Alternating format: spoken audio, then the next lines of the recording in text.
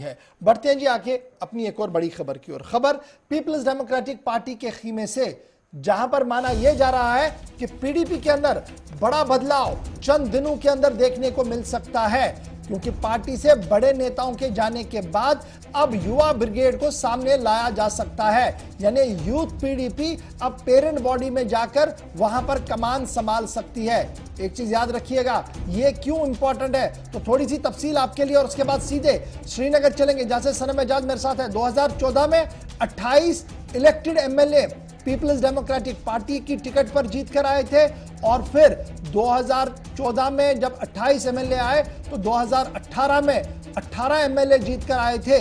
28 से 18 पर आए थे, लेकिन उसके बाद डाउनफॉल पीडीपी के अंदर शुरू हुआ और दर्जनों लीडर जो है वो वहां से निकलना शुरू हुए, जिनमें अगर आप देखेंगे कि राजा मंजूर, मोहम्मद नूर मोहम्मद शाह और इस तरीके से यावर मीर, जावेद अहमद बेग, मोहम्मद अशरफ, मजीद पडर और बहुत सारे लीडरों को आप गिनवा सकते हैं, जिन्होंने पार्टी की टिकट पर तो पहले जीता था, लेकिन फिर पार्टी लीडरशिप से इख्तिलाफ होने के बाद वो वहां से चले गए। मुजफ्फर बेग जैसे कदावर नेता भी वहां से चले हैं। तो जब ये खिलाफ पैदा हुआ पार्टी के अंदर, अब माना यह जा रहा है कि युवा चेहरों को लाया जाएगा और ये नए चेहरे जो है ये पार्टी ब्रिगेड को आगे बढ़ाएंगे। कितना बड़ा चैलेंज इस वक्त पीपल्स डेमोक्रेटिक पार्टी के सामने जम्मू और कश्मीर के अंदर, क्योंकि जब जम्मू कश्मीर की आप बात करेंगे तो रीजनल बैलेंस लेकर चलना भी बहुत बड़ा चैलेंज होता है। तो क्या इस चैलेंज में पीडीपी कामयाब होगी? एक और बड़ा इम्तिहान इस वक्त पीडीपी के सामने। सीधे श्रीनगर चलेंगे,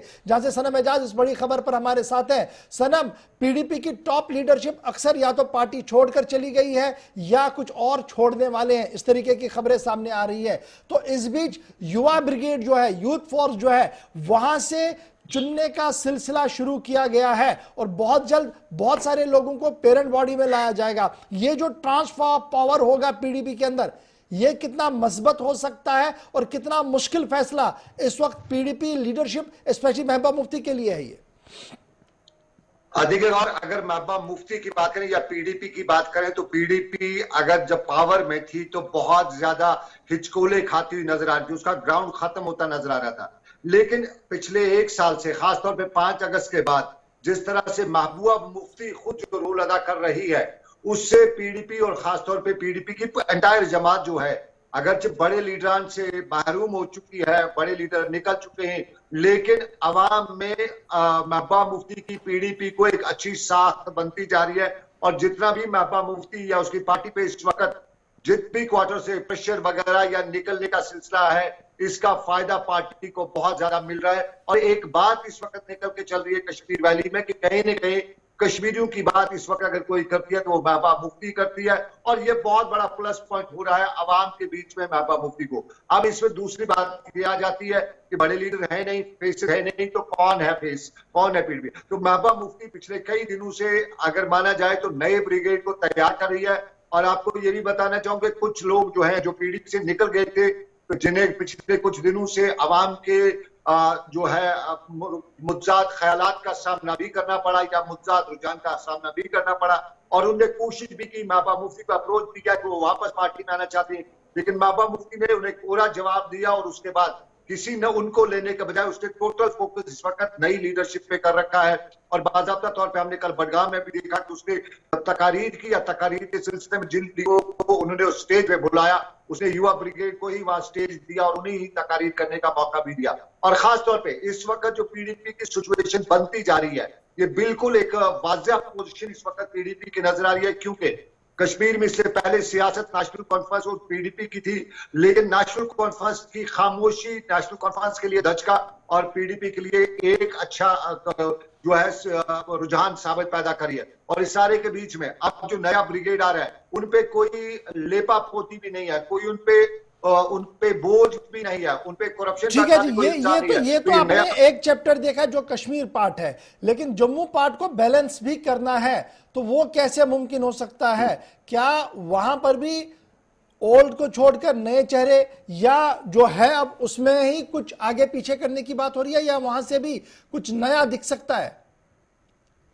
देखिए, मैंने महबूबा मुफ्ती के क्लोज क्वार्टर से भी कुछ दिन पहले बात की थी और जम्मू का भी पूछा था, और जम्मू के बारे में उनको मालूम है, अपनी पोजीशन मालूम है। वो एक वोट शेयर उनके बकौल वो ले सकते हैं, लेकिन जम्मू से उनके लिए सीट लेना फिलहाल जिस तरह का रुझान है जम्मू में या जम्मू के उन इलाकों में जहां पीडीपी हो सकती थी, वहां पे जो रुझान है, इसलिए वहां पे पुराने सौदे पे ही वो मुनहसर करना चाहती है। वहां पे इतना नया फिर अदल जो हेर फेर है वो नहीं करना चाहती है। ताहम कश्मीर में मुझे लग रहा है, या जो उसके क्वार्टर्स बता रहे हैं, एक ओवरहाल हो रही है पार्टी और टोटली नए को सामने लाया जा रहा है। हाँ, जम्मू में जो आता है, नया जो आता है, उसका वो वेलकम करने को तैयार है। लेकिन एक चीज महबूबा मुफ्ती के जो इस वक्त मेंटलिटी अगर पढ़ी जाए या देखी जाए, वो कहीं ना कहीं एक नई तरह की पार्टी जिसमें एक अच्छी छवि, अच्छी इमेज वाले लोग हों, और खासतौर पे जो इस पे चले गए हैं उनके हवाले से भी, जहां पीडीपी के अंदर भी कहा जाता है कि उनका वो तभी इस प्रेशर में आ गए, उनके जिस तरह यहाँ लोग कहा जाता है, लोग कहते हैं कि वो प्रेशर में आके पार्टी को छोड़कर चले गए, तो प्रेशर में सबसे पहले उनपे पीडीपी या दूसरे क्वार्टर्स पे इल्जाम लगता है कि कहीं ना कहीं उनपे कोई बोझ था, कोई दबाव था, उस दबाव को वो बर्दाश्त नहीं कर सके। और दबाव साफ जाएगा यहाँ पे किस तरह के दबाव। तो ये जो मुंतकली का मामला है, कब तक एक्सपेक्ट है? क्या रवा महीने में ही होगा या कुछ और इंतजार करेगी अभी महबूबा मुफ्ती, उसके बाद कोई डिसीजन लिया जा सकता है?